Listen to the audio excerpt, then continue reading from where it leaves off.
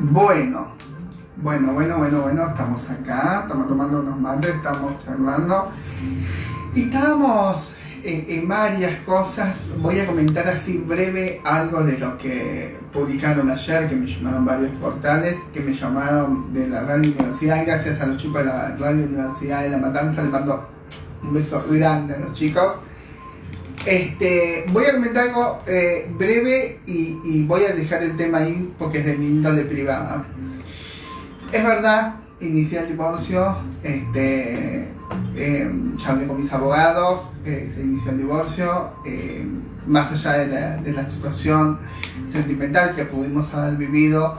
Yo estoy bien, estoy en un momento en donde uno como persona tiene que asumir ciertas cosas, llega un momento en el que tiene que asumir las cosas que le pasan en la vida y que bueno, lamentablemente uno a veces tiene que hacer un cambio, ¿sí?, en su vida, y yo creo que esto para mí es un recambio en mi vida.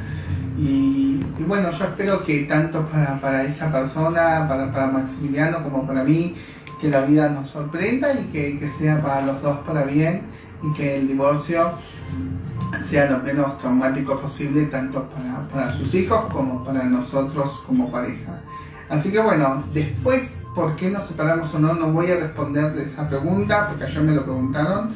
Eso es de mi índole privada. Sí, lo que voy a decir es que sí, es verdad, intervino el juzgado familia número 4 de San Justo, del Departamento Judicial de La Matanza, y bueno, esas son las noticias, porque ayer fue de público conocimiento todo, los chicos lo hablaron en la radio, me pasaron los videos, me pasaron las cosas, así que yo dije que yo tengo en cuenta que desde que yo entré en la política y desde que yo entré en el mundo político, iba a dejar de ser una persona común y corriente para pasar a ser una persona expuesta públicamente.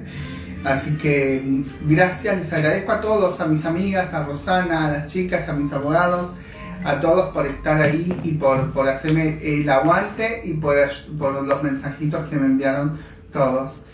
Todo el mundo nos caemos, nos tenemos que volver a levantar, seguir adelante, porque de esto se trata también la vida, de a pesar de los golpes, seguir adelante y poder pasarlo, dejar pasar las cosas lo mejor posible para todos. Así que les agradezco a todos mil veces los mensajitos que recibí.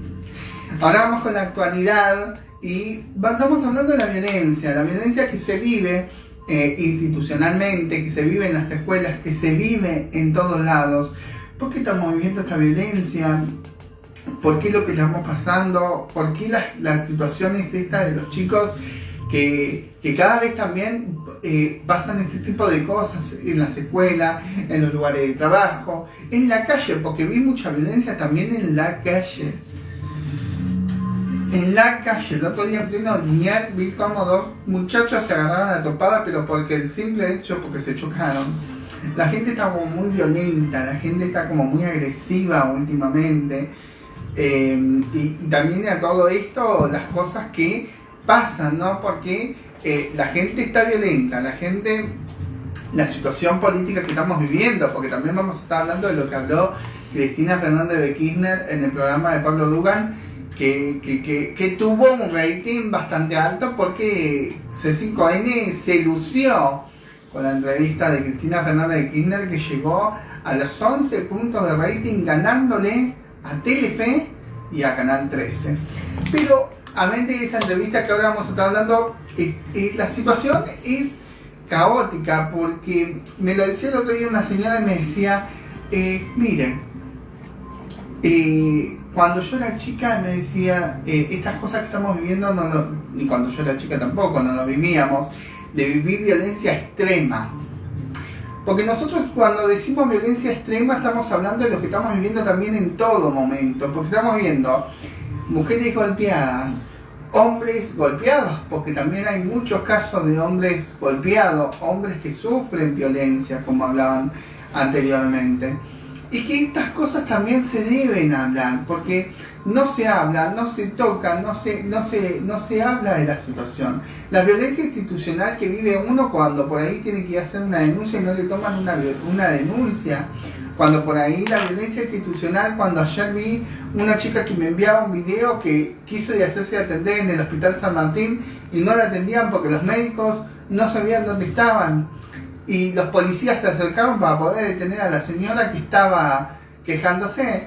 Entonces, la violencia institucional, ¿quién las controla? ¿Quién se hace cargo de todas estas cosas, no? Porque acá no es nada, el tema son las provincias de afuera, que se está viviendo esta situación también, que no se escucha, que no se habla, que no se ve la situación de la que está pasando.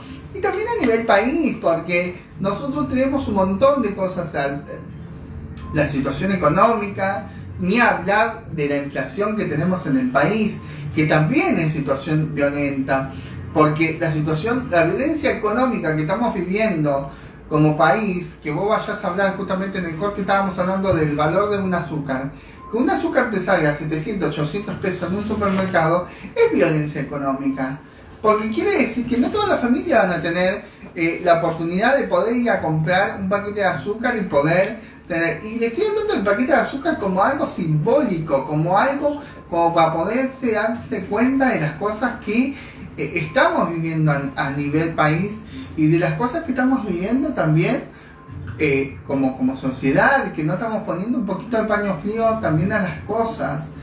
Estas cosas que estamos viviendo, las situaciones, yo puedo llegar a entender un montón de cosas, pero la violencia no tiene justificación. Nada se justifica con violencia. Yo creo que cuando las cosas se van a la acción violenta, todo tiene un límite. Todo tiene un límite y las cosas tienen un límite. Estamos esperando tu mensajito. Esperamos tu mensajito al 11 27 68 05 20. 11 27 68 05 20. Y estamos hablando justamente de la violencia. Pero ¿por qué hoy traje a colación de la violencia? Estamos hablando de la colación de la violencia, de la situación de la violencia por esto, porque la situación que yo vivo diariamente, pero vivo diariamente en la calle, con la gente, con la gente que hablo, con la gente que entrevisto, con la gente que atiendo, es constante la violencia, porque es constante en todo momento la violencia. Y la gente tampoco colabora con la situación de decir, bueno, che, tenemos que bajar un cambio. Ayer en Liniers, sin ir tan lejos, se pelearon porque el tren estaba llenísimo, no entraron, se agarraron a trompadas. Es caótico toda esta situación. ¿Por qué tienen que estar viviendo la gente así? Los gobernantes, la situación, la gente que me decía el otro día enojada de por qué ninguno de los políticos que está postulándose no habla ninguno de la inseguridad. Y porque les voy a ser franca, sincera y directa, porque son políticas públicas que hay que invertir dinero. Hay que invertir muchísimo dinero para invertir en una política pública que es la seguridad. Y que tiene que venir una persona con una estructura muy grande como para poder combatir la inseguridad. Y que si la mayoría de esos hechos de inseguridad van acompañados de gente que están dentro del poder, es más difícil también combatir la inseguridad. Acá nosotros lamentablemente no podemos hacer como en El Salvador, que es cerrar toda la Argentina y sacar. Porque lo vamos a hacer francos, sinceros y directos. Acá en Argentina, la mayoría de las cosas que están pasando y la mayoría de las situaciones que están pasando están, pero promulgadas o que están acompañadas con gente que están en el poder. Entonces, estas cosas se tienen que arreglar desde el fondo. Y si nosotros queremos arreglar el fondo, todos tienen un muerto dentro del placar, como decirlo de una manera. Entonces esas cosas no las vamos a poder sacar nunca, no las vamos a poder combatir nunca, esa situación. Entonces, esas violencias que nosotros vivimos, esas violencias en las escuelas, esta violencia que vivimos en las escuelas de La Matanza, no solamente La Matanza, sino en provincia de Buenos Aires, en toda la provincia de Buenos Aires, cada vez más casos de abusos. Aparte que vamos a ser realistas, los casos de abusos que se escuchan ahora, anteriormente cuando nosotros éramos chicos, cuando yo era chica, yo le recuerdo gente, había un montón de casos de abusos en el colegio, pero nadie lo hablaba. Nadie lo hablaba. Hoy en día se habla abiertamente de las cosas. hoy en día se habla abiertamente de la violencia, hoy en día se puede denunciar las cosas de violencia. El caso del tema Safardín, que fue un caso que abrió mucha polémica, que a Juan D'Artés ahora lo absolvieron, pero ¿saben cuál es el tema más grave acá? No es solamente la absolución de Juan D'Artés, sino también que ella ahora dice que ocurrió el abuso, pero no pudieron comprobarlo porque no hubo semen dentro de su cuerpo para poder comprobar si hubo violencia o no.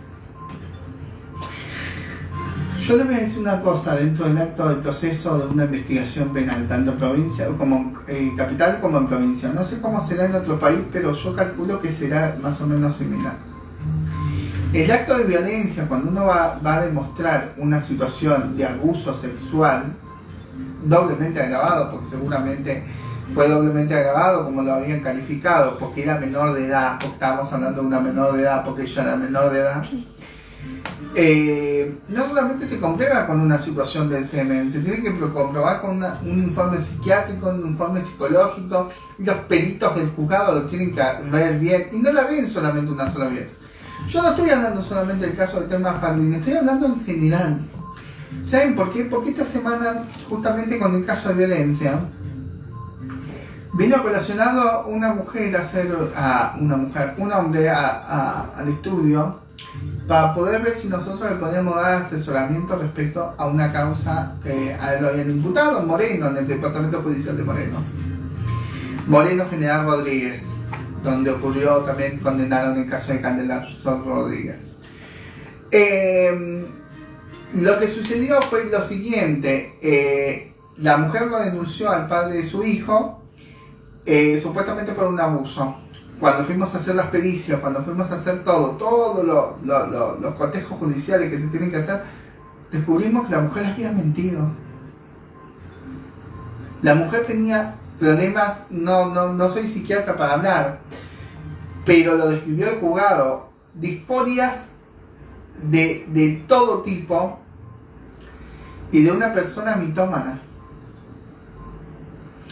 Miren hasta qué punto vamos a llegar, hasta qué punto llegamos de decir: abusó de mi hijo y yo quiero que pague, que vaya preso. Miren si ese hombre terminaba preso.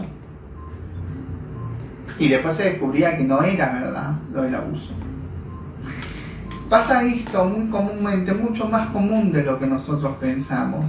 Muchísimo más común de lo que nosotros pensamos. Y pasa también que la gente termina perjudicando a la persona, porque este hombre tuvo que dejar su trabajo, tuvo que irse de su casa por miedo a que lo lincharan los vecinos. Y ahora, ¿cómo él regresa a su vida? Porque nadie después piensa en eso. ¿Cómo regresas a tu vida habitual? ¿Cómo retomar después de una mentira? Porque a Méndez Calumne no le queda antecedentes penales porque no hubo una sanción jurídica, una pena, no hubo una sentencia, ¿sí? Eso también para que lo tengan en cuenta, que una persona tenga una denuncia no significa que tenés antecedentes penales. Antecedentes penales queda cuando hay una sentencia firme en tu contra, ¿sí? Que dice que vos vas a ir 30 años de prisión. Ahí sí te quedan antecedentes penales. Mientras te hagan una denuncia, la carga de la prueba está de quien denuncia, ¿sí? Esta situación de derecho procesal penal, ¿sí? Entonces, uno a veces tiene que ponerse a pensar de las situaciones que estamos viviendo. Todas las cosas de violencia que yo viví esta semana, también es colacionado de lo que yo hoy quería hablar, porque es abundante la situación de violencia que estamos viviendo y que estamos manejando a nivel provincial y a nivel nacional, porque la violencia no se trata solamente de esto. En Salta, el chico que le pegó a su compañero, que lo desmayó de un golpe, el docente que le pegó a su alumno queriéndole enseñar unas técnicas de defensa. ¿Por qué? ¿Por qué estas cosas? ¿Por qué dejamos que ocurran estas cosas? La mujer que mató a su marido, lo enterró abajo de su cama, tuvo el tupé de levantar, de meterlo, de enterrarlo. Yo no lo puedo entender por qué esa situación. Ni hablar de la violencia que están viviendo en Rosario. que salgan a la calle y te pasa una moto y te tirotea así como si fuera que están en Colombia, como en la época de Pablo Escobar. La verdad que lo que estamos viviendo en Argentina es impresionante. Es impresionante la situación de violencia que estamos viviendo. ¿Y por qué está pasando estas cosas? Bueno, porque no hay nadie que se ocupe de estas cosas. Porque tenemos un ministerio de las mujeres que no se ocupa de esto. Tenemos un ministerio de educación que no se ocupa de esto porque no es competencia. Tenemos una ley de protección de violencia familiar que protege a los más vulnerables, que en este caso son los menores, y protege a las mujeres. Pero no hablo de protección de violencia familiar, hablo de protección de violencia institucional, de nivel institucional y democrático, como estamos en un país democrático. Porque constitucionalmente, delante de la ley, somos todos iguales. Lamentablemente estamos en un país de la decadencia. Y ahora vamos a ir a unos temitas musicales. Son las 11:36 de la mañana. Y después de los temitas, les voy a hablar de un temita también que quería ver a ver qué era lo que opinaban ustedes respecto a este tema. Respecto a lo que es el 2001. Lo que pasamos en el 2001, y si ahora ustedes opinan que estamos igual que el 2001 o peor. Porque se habló de eso también toda esta semana. No te muevas de ahí y enseguida volvemos con más. No te punto educativo.